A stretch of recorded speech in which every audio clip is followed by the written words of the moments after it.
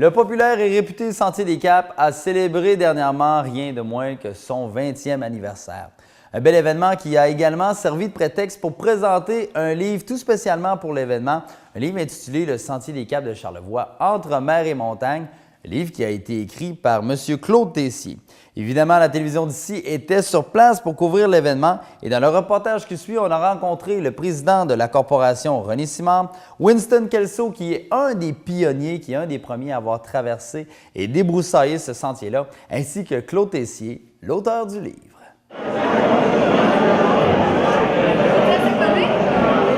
Monsieur Simard, bonsoir, comment allez-vous? Bonsoir, ça va très bien, et vous? Ça va très bien, merci. Alors, une belle soirée, on célèbre ici à Saint-Tite le 20e anniversaire du Sentier des Caps, donc un bel événement.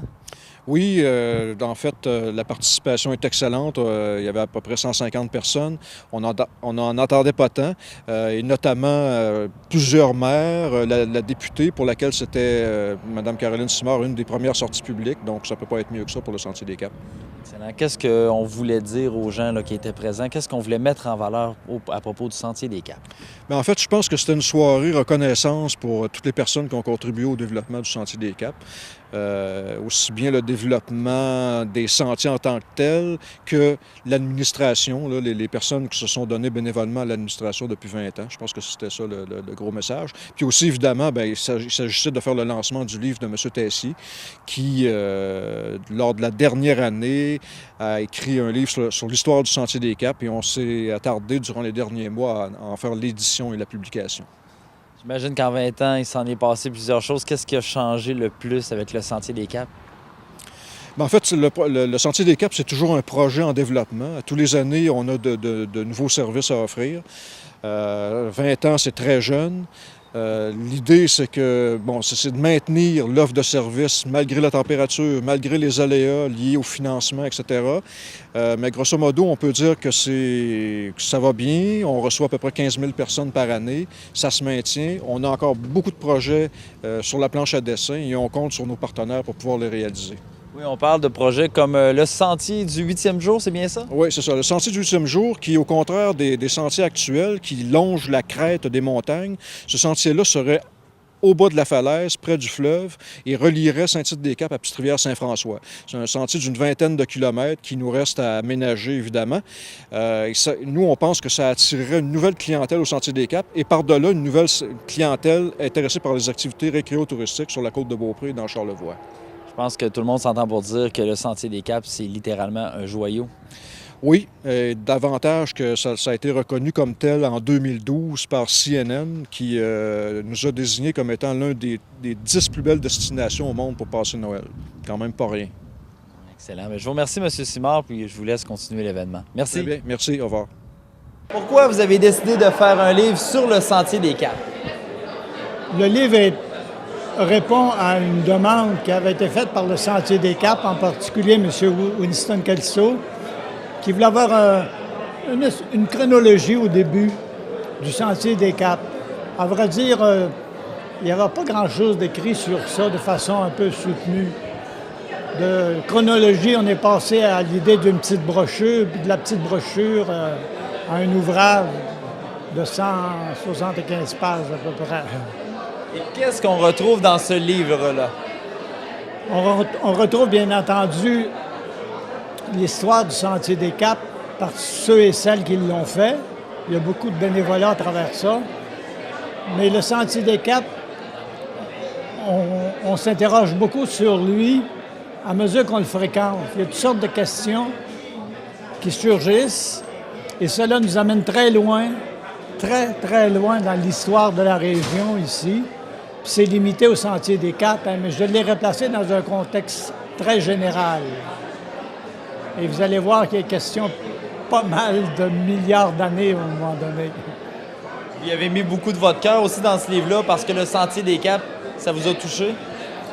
Le Sentier des Caps a été pour moi d'abord une source de thérapie, c'est-à-dire que comme urbain, on a besoin de silence, surtout de la lumière de Charlevoix. Je vous remercie, M. Tessier. Félicitations pour votre ouvrage. Merci beaucoup, monsieur.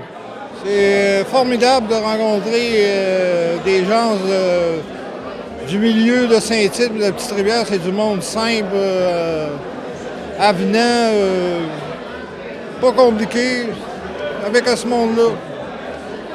Winston, on te surnomme un peu le père du sentier parce que tu es un des premiers, des pionniers qui a œuvré et qui a traversé le sentier des Caps.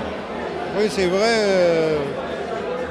J'avais eu un printemps là, avant ça, dans les années 70. J'étais parti dans la baie de Tadoussac, j'étais sorti à Cap-Tourmente. C'est une expédition qui avait duré à peu près 18 jours. J'étais complètement seul, puis quand j'avais vu le territoire, je comprenais pas qu'avec des paysages de même, qu'il n'y a pas plus de monde qui voyait ça. Là. Et surtout que je voyageais en Europe, en Afrique, un peu partout dans les montagnes, dans ces pays-là. Puis les autres, ils agissaient, puis nous autres, il n'y avait rien. De là que l'idée a mijoté qu'on voulait faire ce sentier-là. Au départ, là, quand tu es parti avec tes sécateurs pour tracer le sentier, faire ton chemin, pensais-tu ce que le sentier devienne ce qu'il est aujourd'hui? Oui, parce qu'on avait... Ben, c'était difficile d'anticiper à savoir si ça allait être un succès, mais de la façon que techniquement puis stratégiquement on a construit ce sentier-là, moi, dans ma tête, je voulais voir le fleuve, la mer puis la montagne. Et ça n'a pas manqué le coup parce que depuis ce temps-là, il y a environ 250 000 personnes qui vont aller voir ça. Là. Est-ce que le Sentier des Caps, c'est une richesse dont on ne prend pas assez conscience? Oui, je suis d'accord avec ça. Puis ce que je trouve un peu,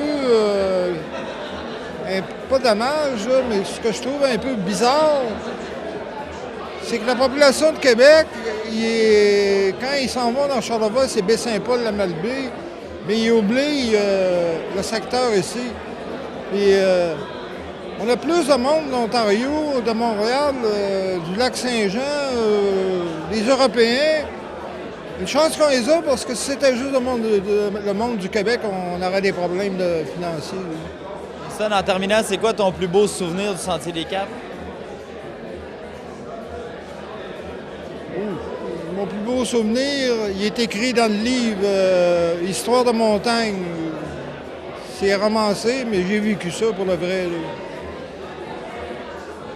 Le souvenir le plus formidable que j'ai vécu, c'est quand j'ai passé une soirée avec des bélugas à côté de moi. J'étais seul au monde.